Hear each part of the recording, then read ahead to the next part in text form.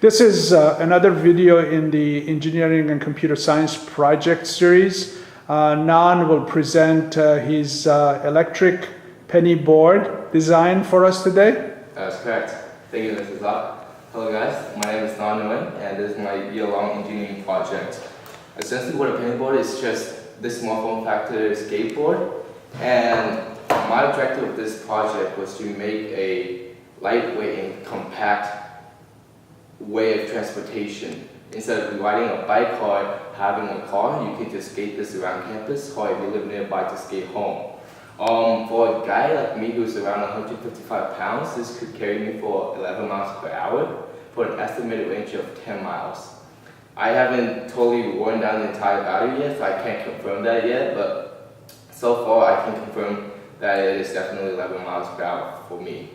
The values of these numbers are due to change depending on the weight of the rider and the terrains they choose to ride on.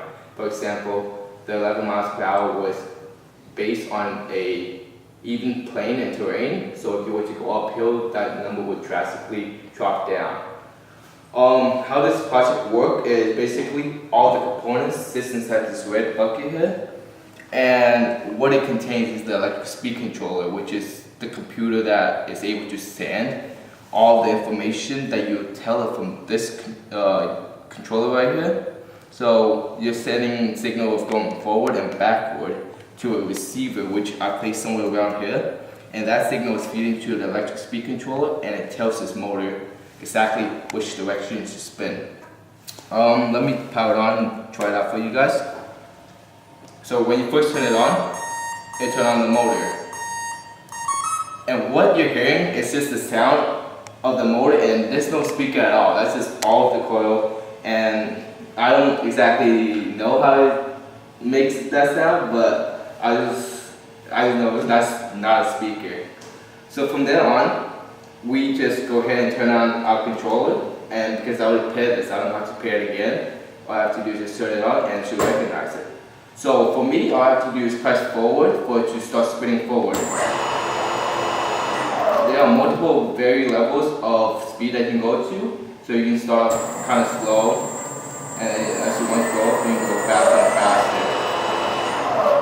If you want to also, you can also go backward, but I don't see much practicality of this unless you slip off your board and you want to call it back. For example, if your board is 10 feet ahead of you, you can go ahead and just pull it back and it's not back straight to you. Another thing is, if you're going downhill kind of way, and you kind of just want to jump off and you don't want to hit a car or something, you can immediately just stop the board and call it backwards, so it doesn't get damaged to any damage caused to any civilians and such.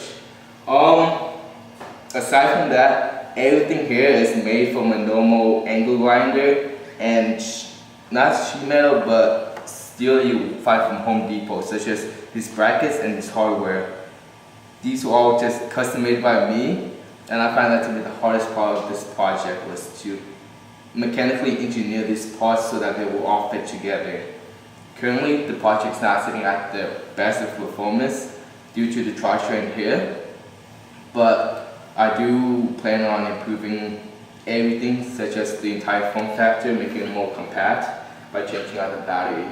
And in return, I can make this housing a lot more smaller and more compact and let you store into your backpack. As you can see, it is about the same height as my torso, probably about the size of your backpack. So definitely, if you were able to slim this down, you can just sneak it into your backpack and then just carry it anywhere you want.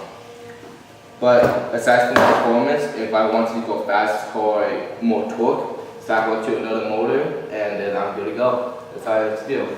But yeah, that's pretty much my project, guys. Thank you so much, and I hope you guys have a good day.